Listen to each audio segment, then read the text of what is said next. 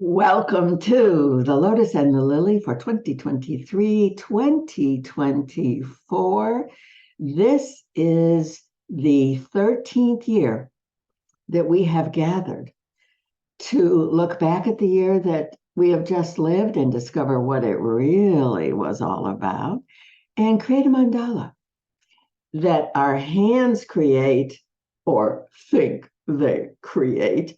But in truth, it's your spirit, your soul coming forward, taking over your hands and creating a mandala that you do not understand, you do not direct, and you really won't know the life you have created until you gather a year later.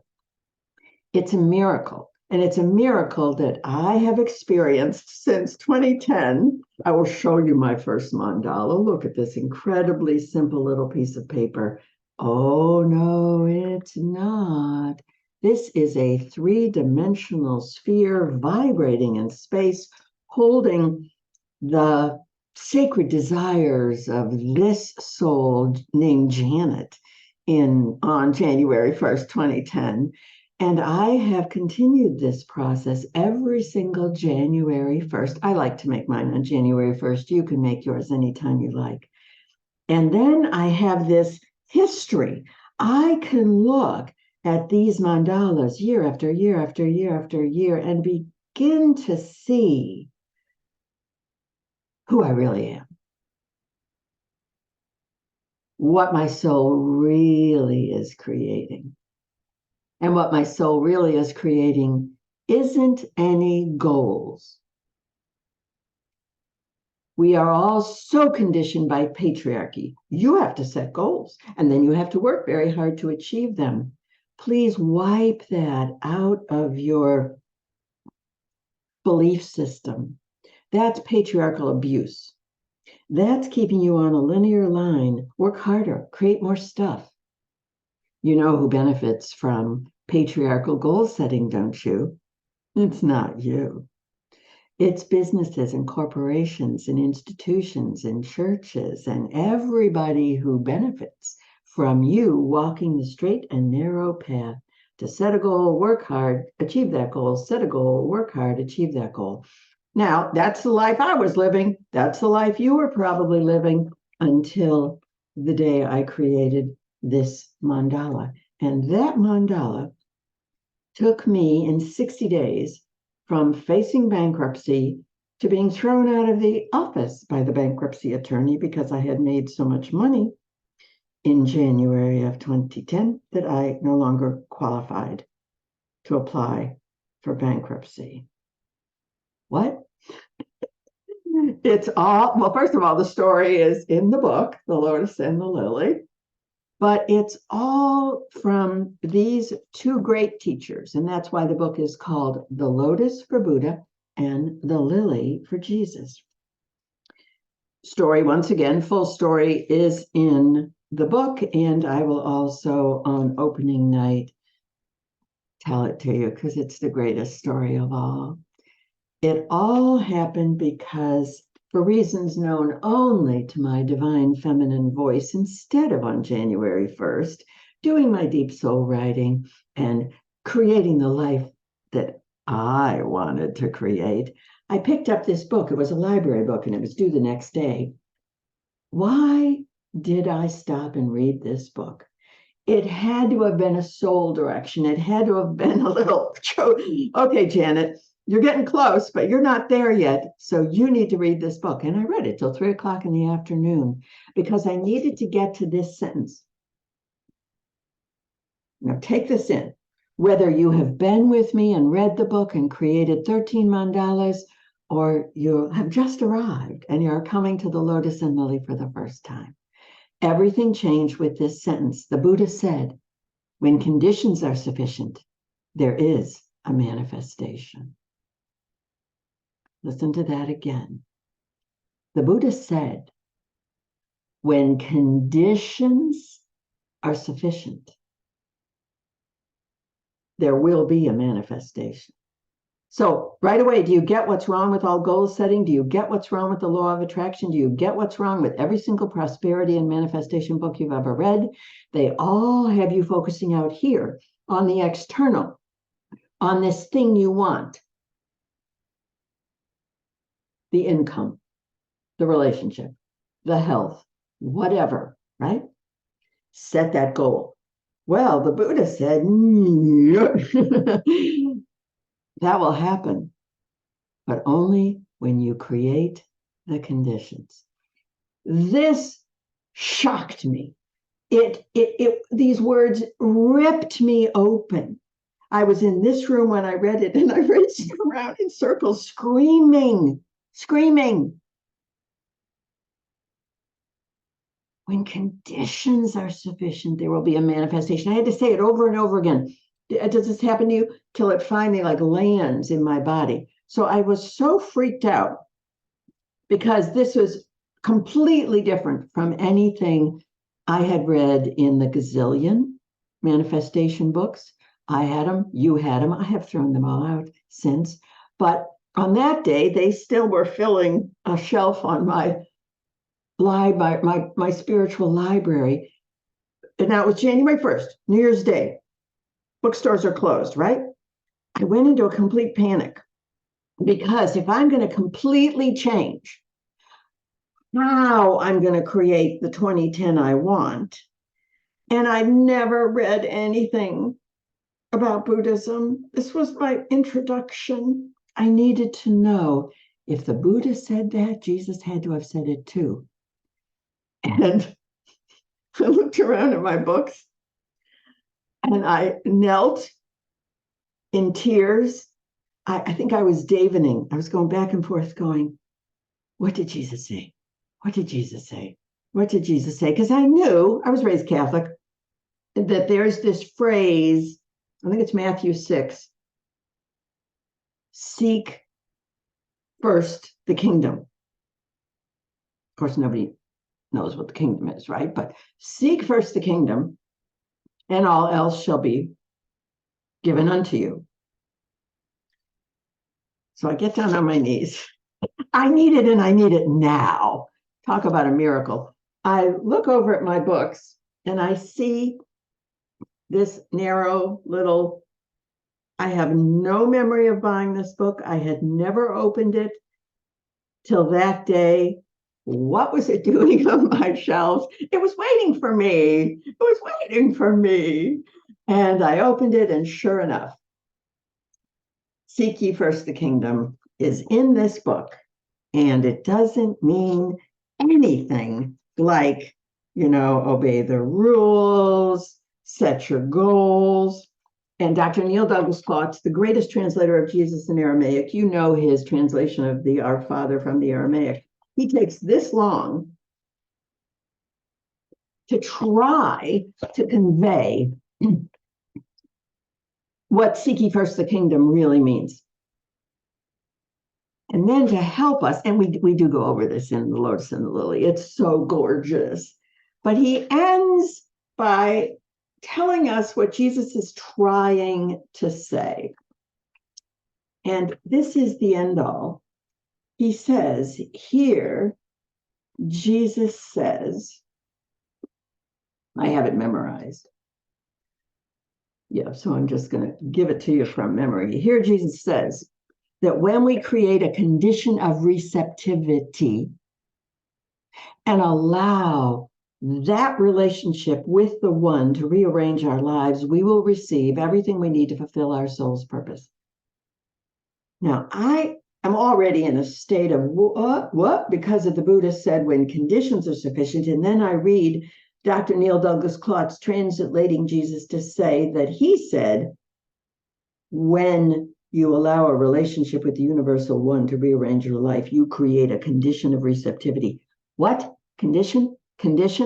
All right, I'm all in now. And I created this little mandala, not to ask for the things I wanted. I don't even put those on anymore, but to focus on my conditions. And in deep soul writing, I got my conditions. Those were my conditions in 2010. And guess what? They're my conditions in 2023. I'll wait till January 1st of 2024. Will they still be my conditions? My guess will be yes, because they have led me and created me to this magnificent place where I can invite you to the 13th experience of the Lotus and the Lily. Now, 2020. When we gathered in that first year of COVID, I had long chats with Emma Kupu Mitchell, who studied Pythagorean numerology for at this point for about a decade. And I knew she's my partner in creating the Lotus and the Lily. I knew that the week of look back in the book, there's 1 week of looking back. We needed a little more than that for 2020. We not only needed 2 weeks to look back, but we needed a way to look back, not just deep soul writing. We needed something else, something more. And she introduced us to the 11 circuit labyrinth. You see it in this new image that translates, it conveys this delicious idea of how you harvest 2023 and how you plant the seed of 2024. So she led us on, it had to be a finger labyrinth. It was 2020, it was still quarantine, but it was pure magic. She took the facilitation training and she led us in listening on the labyrinth to what 2020 had been about, and then what 2024 wants to be about. So we have done that now every year, 2020, 2021, 2022, and here we are getting ready to harvest 2023.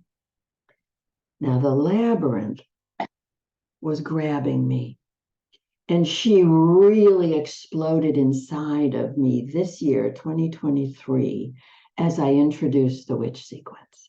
And on the witch sequence, we walk a 7-circuit labyrinth for 7 prayer intensives to awaken, remember, and trust our 7 original witch sacramental gifts. Now, we're in this right now, and everyone is invited. You can come and play. The first 2 are available on demand, and then next year there will be 2 live ones, one on prayer and one on anointing, and so on until we have received all 7 gifts. So everyone that's in the witch sequence is just falling into the mystical wonder and truth of the labyrinth, and we're making them every day. So I said to Kathy Stevens-Pratt, my partner in the Lotus and the Lily and the witch sequence, hey, when we go to listen, to look back at January of 2023, let's harvest what that was about. In February of 2023, let's harvest what that was about, and so on. Let's do it on a little labyrinth, one that's real easy to make. This is the seed pattern, and you will, with Kathy's direction, make a real simple little 3-circuit labyrinth. And then you'll carry whatever happened in that first lunar cycle, or if you want to do months, we like to hang out in the lunar cycles, because when you go dark moon to dark moon, that has a rhythm all its own. However you do it, January, February, March, lunar cycle, lunar cycle, lunar cycle. The point is, we will then walk that finger labyrinth listening, listening, listening. And January will tell us her song. February will tell us her song. By the time you have these 11 songs, January through November, then we're going to get together and walk an 11-circuit labyrinth. We have now done this with Emma since 2020. And I promise you, you have no idea what the year has been about. Not really. Until you walk that 11 circuit labyrinth in silence and you get to the center. And 2023 sings her song. It will be a wonder. It will be a surprise. It will be a communion, a gift. And then you'll be ready to turn your attention to 2024. Now let's talk about 2024 for just a moment. We're in a 4-decade, 2020. 4 is foundation, a whole new way to live. I think COVID kind of opened our eyes to the fact that living in this goal-oriented, set your goal, patriarchal, abusive, no justice. It's so obvious, right? So we've been given a 10-year time period, a decade, to create a whole new way to live, a way that is mystically driven, soul driven, communion, unity, community. And here we are in the middle of the year and we're coming to 2024. Look at 2024. You can either see a 224, or if you add the 2 and the 2, oh, it's a 448. This is the master number of the new architecture. I looked it up in Ruth Dreyer's book on numerology, and I was very surprised to discover that she said that the 448 isn't in the world yet. It's coming. It's a higher level of existence. This highly evolved number has not yet fully emerged in the world. Now, her book came out in 2003. I think it's time now, right? Yeah, it has not fully emerged in the world, but what it is the higher level of existence. Its presence is seeping in since the turn of the millennium. It represents staying in touch with the key rewards waiting at the end. Wow. This is what we're here for. This is the age of Aquarius. And I think this is the year that we are called to create an architecture of a whole new way to live. A whole new way to live. So come to, if you're listening to this anywhere but on my website, if you're on my website, just scroll down and here are all the details on this page. In the Theater of the Miraculous, there's that little beautiful 3 labyrinth that's going to help us hear and learn and discover and remember what 2023 has really been all about. And then we're going to listen on the 11th for the big song of 2023. Of course, we will have a week of forgiveness, untying all the knots preventing us from our 8-year, our year of mastery. And then we're going to listen for that little seed. What wants to be planted? Create a mandala, planting that seed. But I am here to tell you, you do not really know. You do not really know. I'm proof. I have now created 13 mandalas, but the magic really began in 2018 when I woke at the winter solstice hearing Sophia's voice. Oh, you sure about this? And the following year, original prayer. Well, 2019 obviously became all about prayer. Make love visible in 2020. And then 2021, the return of the witches. next year, her sacrament of love. Oh, and then this year that is ending, my whole and holy witch life. I'm only now beginning to understand. I'm only now beginning to understand that everything that I birthed in 2023, the witch sequence, the art of becoming a witch, my witch name, my witch medicine, it's been a big year. It's all on here, but I didn't understand it. I didn't understand it. And so I'm inviting you to a mystery. I'm inviting you to come and play, leaving aside all your goals, all your intentions, and inviting you to come and play. Play in the mystery that is the lotus and the lily. Play in the mystery of creating the life that wants to be lived. And how do you create it? You create it by getting out of the way. You create it by focusing only on living the conditions that bring you to the fullness of who you came here to be. And it's right there. It's right there. It's been here the entire time. I did not ask my publisher to put a butterfly on this cover. I asked him to put a mandala on the cover. And when this arrived, I said, excuse me, what's a butterfly doing on the cover of my book? I don't get it. Good thing I'm not in charge, right? Think of the life cycle of a butterfly. It starts out as a seed, a little egg. It grows into a very hungry caterpillar, consuming life. And then it curls into a cocoon. In that cocoon, what happens? It dissolves. It completely gets out of the way of the life that wants to be lived. It can't be a caterpillar anymore.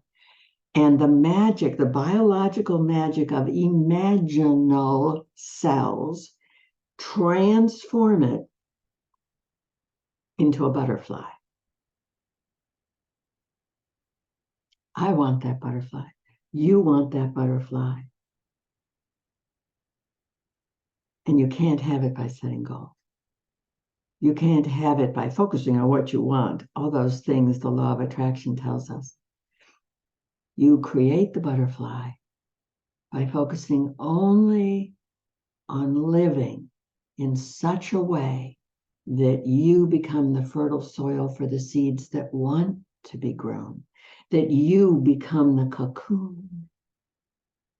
Your job is to create the cocoon and then allow the magic of the mandala, the magic of the labyrinth, the magic of the divine feminine in and through and as you to create a you that is so much more beautiful, so much holier, so much more amazing than anything you could possibly imagine. Imaginal cells are real. The butterfly is real. The mandala is real. Come and play in the lotus and the lily. We do this every year from mid-November to mid-December, and then we take a little break so you can enjoy all of the solstice holidays. And then we gather the first Sunday of the following year to share our mandalas. It's magic. It's the theater of the miraculous at her best. Come and play. All the information is on this landing page. And I always keep the registration as low as I possibly can so that everyone can create the year that wants to be lived.